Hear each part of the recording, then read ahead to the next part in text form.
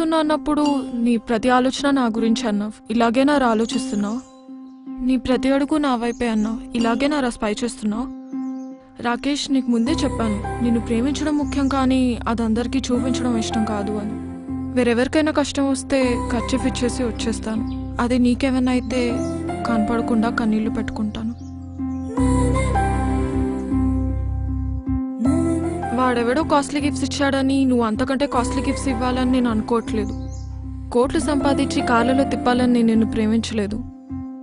కళ్ళలో పెట్టుకుని చూసుకుంటావని ప్రేమించాను రాకేష్. అయినా ఇద్దరు మనుషులు కలిసి ఉండాలంటే కావాల్సింది ఒకరి మీద ఒకరికి నమ్మకం రాకేష్.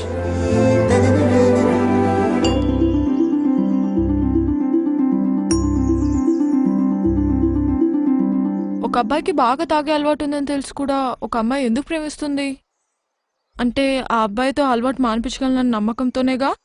ఒక అమ్మాయి 6 మందితో క్లోజ్గా ఉన్న అబ్బాయి తనని ఇష్టపడుతున్నాడు అంటే ఆ అమ్మాయి తనదే అనుకొని తను తప్పు చేయదు అన్న నమ్మకంతోనే. ఆ నమ్మకాన్ని ఒమ్ముపాలు చేయను నేను ఎప్పుడు. అందుకే నువ్వు ఏ అమ్మాయితో మాట్లాడినా నేను ఎప్పుడు క్వశ్చన్ చేయను, కోప్పడను.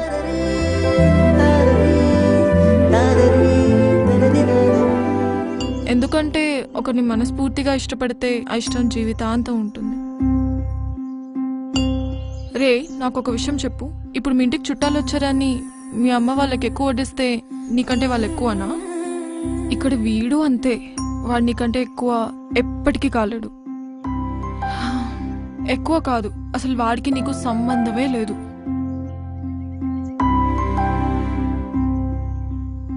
చూడ్రా, నువ్వు అడిగావని అలగను, ఆరాధిస్తున్నావని అరవను, ఆలోచిస్తాను.